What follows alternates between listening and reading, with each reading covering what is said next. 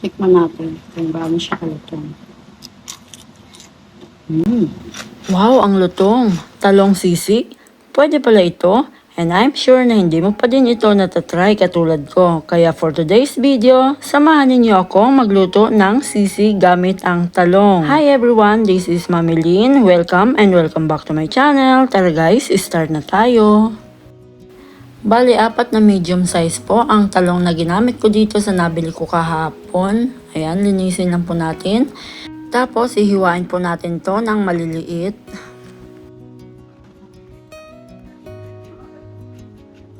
Ayan, may konting bulok. Tanggalin po natin yan.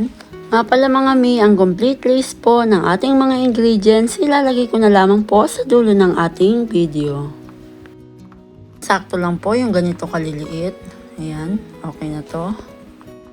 And after ko po itong hiwain, ibababad ko po ito sa tubig na may konting asin. Para maiwasan po ang pangingitim niya at the same time, magkakaroon na po ng lasa ang ating talong. Ayan, set aside po muna natin ito.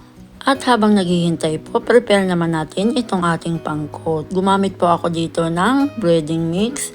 Then hinaluan ko po ito ng cornstarch. Hindi ko na po ito dinagdagan ng iba pang pampalasa dahil malasa na po ito para sa akin. Pero kung gusto niyo pa pong mag-add ng chili powder, pamintang durog at iba pang pampalasa, okay lang naman po yun. Depende po yun sa panlasa ninyo. Ngayon naman sa separate na bowl, maglalagay pa rin po tayo ng breading mix. Lalagyan po natin ito ng tubig. Tansyahan lang po ito mga mi, wag lang masyadong malabnaw at hindi rin po masyadong malapot, yung sakto lang. Ayan, after na mapigaan ang ating talong, i-coat na po natin siya. And kapag medyo malabnaw po ang ating butter na ginawa, dagdagan nyo na lamang po ng konting harina or breading mix kung meron pa kayo dyan. After nga nating mailubog sa butter na ginawa natin kanina, dito naman sa ating dry mixture. Ayan, ganito po ang itsura niya pag na-coat siya.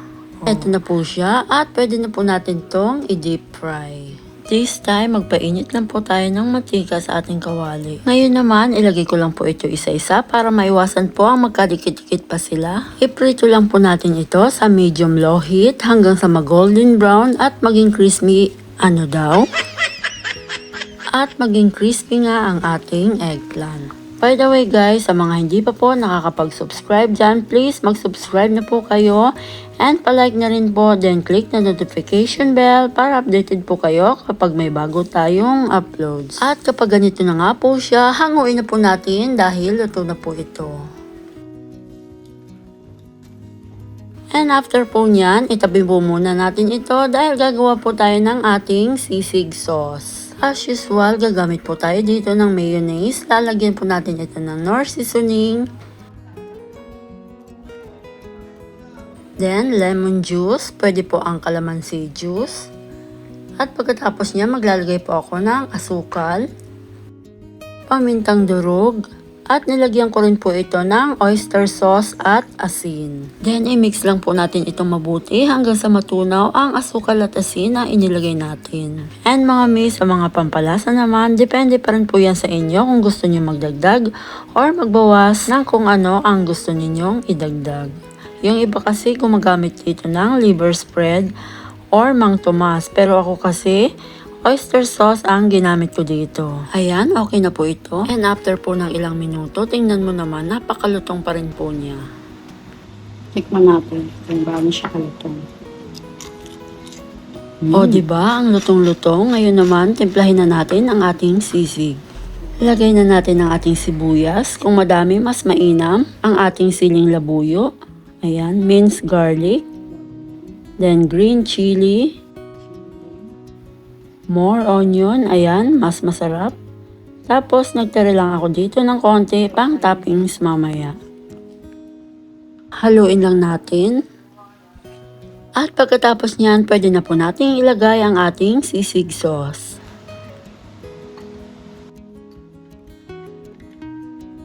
Kalahati lang muna ang lalagyan natin dito, tapos yung kalahati naman para mamaya.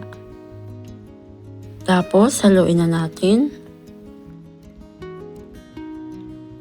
Ayan, okay na po ito. Pwede na po natin itong isalin sa ating serving plate. And guys, ulitin ko lang po sa mga hindi pa po nakakapag-subscribe dyan, please subscribe na po kayo at mag-like na rin po. Then click na notification bell para updated po kayo kapag may bago tayong uploads. And after po nyan, ilagay na po natin yung itinabi nating pang toppings kanina, pati yung kalahati ng ating sauce.